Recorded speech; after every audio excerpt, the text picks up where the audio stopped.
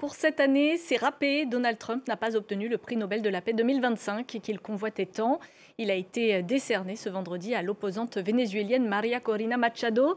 Mais le président américain n'a pas dit son dernier mot, lui qui vient tout juste d'obtenir un accord de cessez-le-feu à Gaza et qui se targue d'avoir résolu 8 conflits en 9 mois.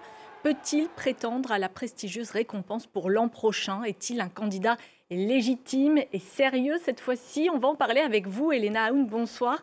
Vous êtes professeure en relations internationales à l'Université catholique de Louvain, en Belgique, spécialiste du Moyen-Orient. Alors ces derniers mois, lorsque Donald Trump se disait le mieux placé pour obtenir le prix Nobel de la paix, beaucoup riaient sous cap. On rappelle que son début de mandat a été marqué par une guerre commerciale mondiale, par ses positions sur l'immigration, par l'envoi de l'armée dans certaines villes des États-Unis, par des discours belliqueux d'annexion du Groenland, du Canada.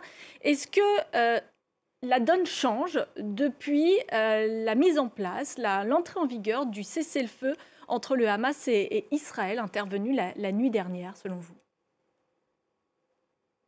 Alors, évidemment non, parce qu'on est au tout début d'un processus qui pêche par une multiplicité de fragilités. Je pourrais y revenir, mais d'une certaine manière, selon nos analyses, à nous, chercheurs qui connaissons très bien ce conflit, généralement, on attribue quelque part à Donald Trump la paternité du 7 octobre. Je m'explique.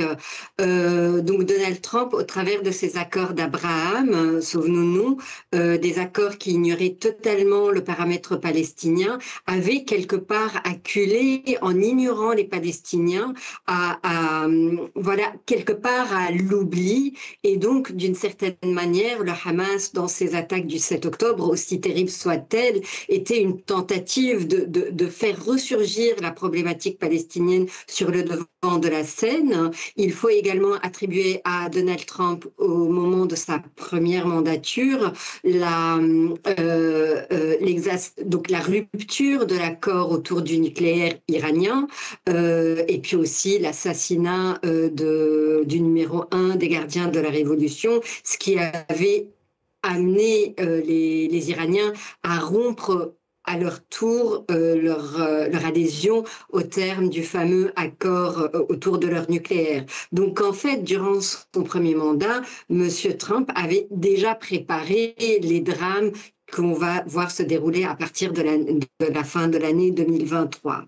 Et donc aujourd'hui, avec le plan qui est sur la table, alors on est tous extrêmement soulagés de voir qu'il y a l'amorce d'un quelque chose, mais ce quelque chose est d'une très très grande fragilité, et le plan lui-même, il est d'une très très grande vacuité, et ceci de multiples manières. Et je pourrais bien évidemment, si vous le souhaitez, m'appesantir On va là-dessus. essayer d'y revenir, oui, mais on peut tout de même lui reconnaître un succès diplomatique aujourd'hui qui est salué d'ailleurs par de nombreux pays.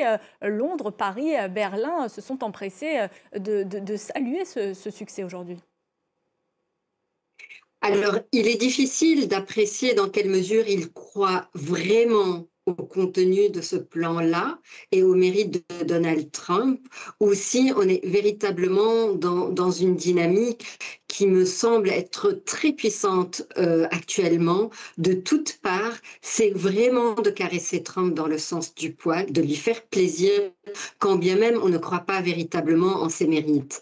Donc aujourd'hui, il y a une très grande convergence. Alors, il faut reconnaître qu'il a tapé sans doute du poing auprès du gouvernement de Benjamin Netanyahou en l'amenant à consentir en fait à ce qui est posé sur la table. Mais véritablement, quand on regarde la manière dont les choses se sont déroulées, les ambiguïtés qu'il y a eu, à savoir ce qui avait été négocié avec les États arabo-musulmans, ce qui a été ensuite négocié avec Netanyahou, les déclarations de M. Netanyahou au sortir de la Maison-Blanche, on voit bien qu'il y a plein de trous dans son plan et que tout le monde n'y voit pas les mêmes choses. Donc face à des plans qui sont généralement beaucoup mieux étudiés, qui sont qui sont longuement mûris par des acteurs beaucoup plus chevronnés qu'un Donald Trump qui croit que ce conflit-là a 3000 ans d'existence, une équipe autour de lui qui n'est pas beaucoup plus fine connaisseuse de ce conflit-là. Donc vous n'y croyez pas à ce plan. Vous n'y croyez pas à ce plan et vous ne pensez pas qu'il va il va permettre une paix durable dans la région? Écoutez, on est à des années-lumière d'une véritable paix. Je vais vous donner 2, 3 éléments. Le premier, comment vous voulez faire la paix avec une partie qui est totalement exclue? Et il s'agit des Palestiniens. Rappelons-nous, Trump a refusé d'octroyer des visas à la délégation palestinienne et au président de l'autorité palestinienne.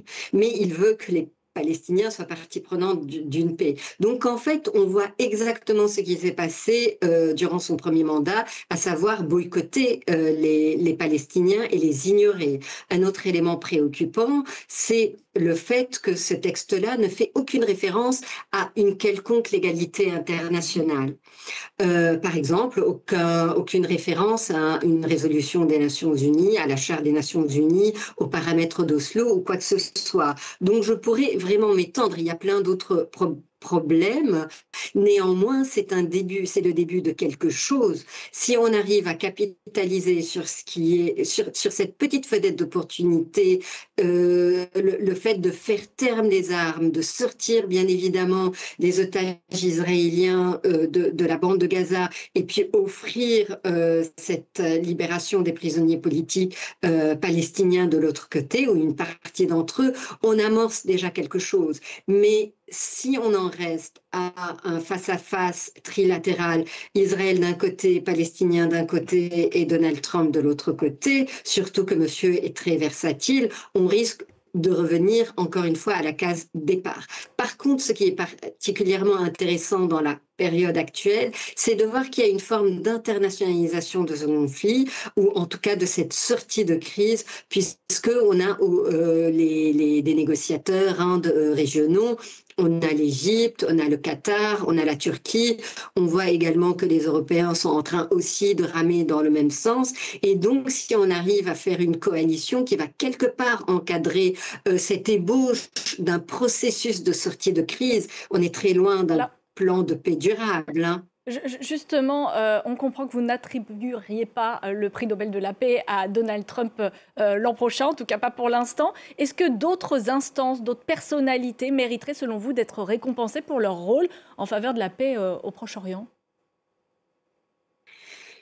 Écoutez, je dois avouer que j'ai, comment dire, beaucoup de respect pour Francesca Albanese, qui est extrêmement contestée, mais qui a toujours adopté la ligne du droit international, qui s'y est tenue contre vents et marées, et qui aujourd'hui est bien évidemment dans le collimateur, notamment de l'administration Trump. Vous pouvez nous préciser qui elle est ? Une des voix. Pardon ? Vous pouvez nous préciser qui elle est ? Oui, donc Francesca Albanese, c'est cette rapportrice onusienne, responsable d'instruire la problématique des droits humains dans les territoires palestiniens.